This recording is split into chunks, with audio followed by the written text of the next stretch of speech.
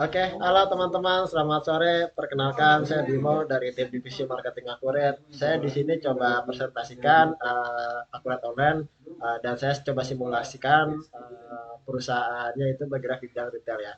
Oke, kita sepakatin dulu ya. Di bagian sebelah kiri ini nih dari modul pengaturan perusahaan sampai dengan daftar laporan ini kita sepakatin dulu namanya adalah modul. Oke, nah di dalam modul itu terdapat namanya fitur. Contoh nih, saya lagi buka kas dan bank, modul kas dan bank. Nah, di dalam itu ada fitur pembayaran, penerimaan, dan lain sebagainya. Seperti itu ya, kita sepakati dulu ya. Oke, oke langsung ya. Karena di sini coba saya simulasikan perusahaannya retail, UMKM, maka hal pertama yang harus kita lakukan adalah kita input dulu barangnya di sini nih di modul persediaan, kemudian masuk ke fitur barang dan jasa. Gitu. Nah, di sini kita buat dulu item barangnya. Gitu. Kebetulan saya sudah buat item barangnya. Di sini ada dua item barang, namanya Aqua 600 mili dan Indomie seperti itu. Nah, yang kedua, setelah kita sudah bikin item barang ya, kita bikin namanya pemasok gitu. Kita harus tahu dong kita belinya sama siapa gitu kan. Nah, inputnya di mana? Di modul pembelian, kemudian fitur pemasok gitu. Nah, di sini kita bikin dulu nih nama pemasoknya. Kebetulan saya juga sudah buat. Jadi kalau yang hijau ini daftar listnya gitu yang sudah kita buat. Di sini saya bikin nama pemasoknya itu ada dua, PT Indofood sama PT Aqua. Nah, selanjutnya kalau pemasoknya udah, kita harus tahu dong kita jualan ke customer siapa gitu. Nah, kita masukin nih nama customernya atau pelanggannya gitu. Ada di modul penjualan, kemudian masuk ke fitur pelanggan.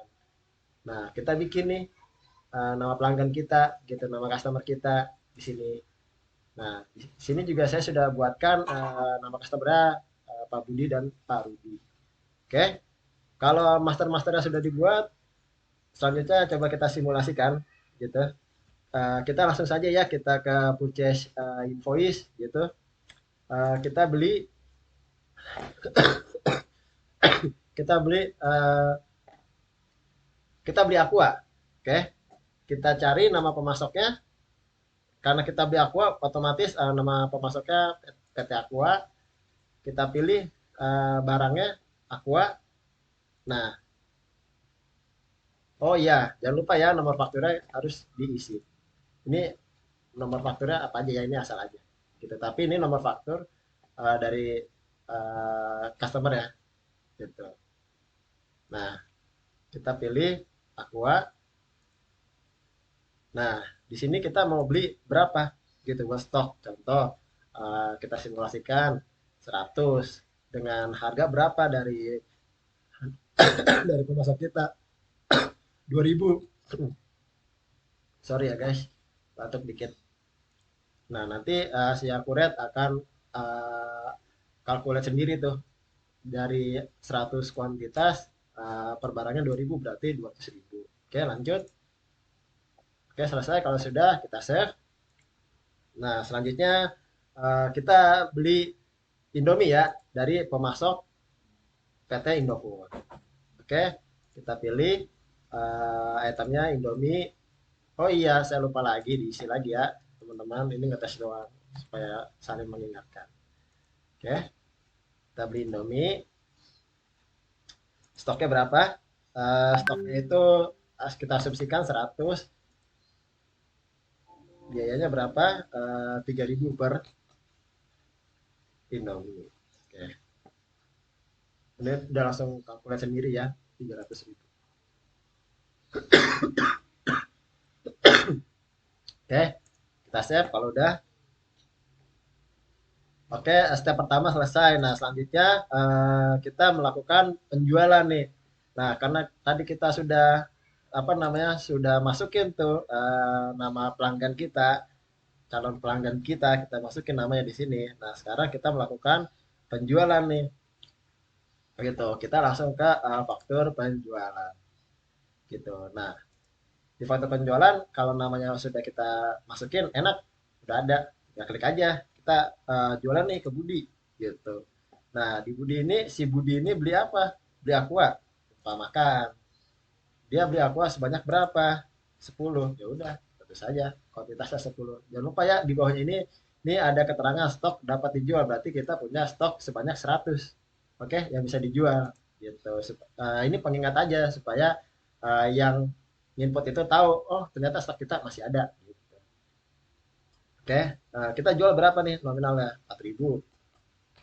Oke, kita masukin 4.000. Selesai.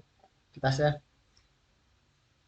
Nah, selanjutnya ternyata warung saya laku lagi nih, ada penjualan lagi nih ke Pak Rudi. Pak Rudi beli Indomie gitu. Pak Rudi beli Indomie, kita masukin kuantitasnya berapa? Si Pak Rudi beli 10 Indominya. Harganya goceng 5.000. Oke, kita lanjut. Selesai. Kita simpan. Nah, kita sudah melakukan penjualan kedua customer kita. Selanjutnya dia ngasih tuh duitnya. Oke, setelah dia ngasih duitnya, kita lakukan penerimaan penjualan. Kita uh, terima dari mana nih? Dari si Budi kan, yang tadi si Budi. Nah, kita masukin nih ke kas kecil aja, gitu. Si Budi tadi karena kita sudah buat, otomatis langsung aja nih keluar nih sales invoice-nya yang tadi, gitu. Nah, kalau ada perubahan ya tinggal diedit lagi, tapi kalau nggak ada ya lanjut. Seperti itu. Jangan lupa ya, setiap sudah kita pilih uh, faktur penjualannya, kita klik ini nih, hitung nilai pembayaran. Oke, kita save. Kemudian uh, tadi Budi ya, tadi Budi, oke. Sekarang ke Rudi. Oke, kita Pak Rudi, kita terima uangnya dari Pak Rudi, kita masukin ke kas kecil. Pak Rudi tadi beli si Pak Rudi tadi beli Indomie. Ya, jangan lupa masukin ya di sini. Aku lihat gitu. Kita simpan. Oke, selesai. Alur penjualan sudah selesai. Nah, sekarang kita input beban nih. Ada beban gaji, listrik. Nah, terus kadang-kadang kan suka ada itu tuh karyawan yang kasbon kan. Sama contohnya tunjangan kesehatan juga ada. Nah, kita inputnya di mana? Di modul kas dan bank. Terus ke fitur pembayaran. Oke, di sini kita tarik nih dari mana nih? Dari kas kecil, karena kita punya data di kas kecil. Oke, nah jangan lupa ya akunnya gitu. Karena saya sudah bikin akunnya tadi, maka di sini kita masukkan beban gaji. Nah ini akunnya ya, nanti disesuaikan lagi. Berapa nilai beban gajinya? 5.000. Oke, selain gaji, ada apa lagi kita bayaran? Kita ada bayaran namanya bayar listrik gitu. Kita masuk, kita cari nih di akunnya beban listrik. Gitu. Berapa biaya listrik? 2.000. Masukin aja 2.000. Lanjut. Ada beban apa lagi nih? Si karyawan ngutang minjem duit. Kita masukin kasbon. Kasbon. Kasbon karyawan berapa? 1.000. Lanjut. Terus apalagi nih? Tunjangan kesehatan. Tunjangan beban tunjangan kesehatan. Berapa nilainya? 500. Kita masukkan 500. Oke, lanjut. Kalau sudah, kita simpan.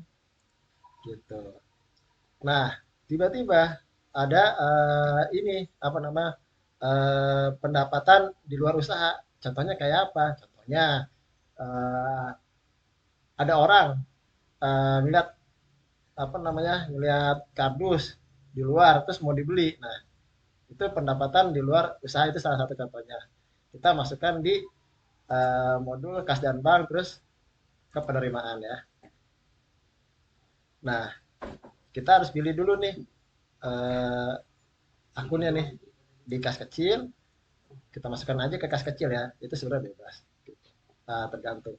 Kemudian kita pilih eh, akunnya pendapatan, pendapatan, pendapatan di luar. Oke, ini harus harus sama persis ya. Nah, berapa? 700. Kita masukin 700. Oke, kita save.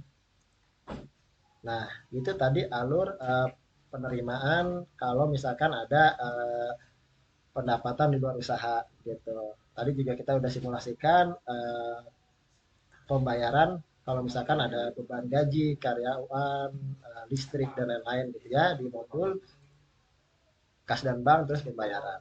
Oke, selanjutnya kita coba buka laporan.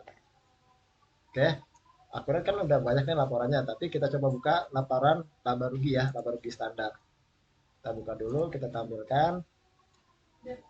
Nah, ini laporan laba rugi standar di akurat gitu. Jadi semua yang kita input otomatis laporannya tuh tersaji gitu secara otomatis gitu. Nah, ini pendapatan kita jualan udah jualan dari tanggal 1 sampai tanggal 10 ini 90.000 gitu kan. Terus beban pokok penjualannya 50, kita punya laba kotornya jadinya 40 gitu. Nah, ini tadi nih beban operasional nih kayak gaji, tunjangan, listrik, kesehatan gitu. Ini totalnya 7.500 gitu. Jadi uh, penjualan kita 90 dikurang-kurang semua jadinya pendapatan operasionalnya tuh 32. Nah, dikurang-kurang lagi jadinya laba bersihnya tuh 33.200 gitu. Ini laba rugi standar. Kita juga bisa lihat di neraca induk cruise control gitu. Nah, ini sebelah kiri ini kita sebutnya aktiva, sebelah kanan ini kita sebutnya pasiva. Betul ya? Betul. Nah, kalau aktiva ini apa yang kita miliki, kalau pasiva ini sumbernya lah gitu ya. Seperti itu. Oke. Uh, Cukup jelas ya semuanya ya. Sekian dari saya. Selamat sore semua.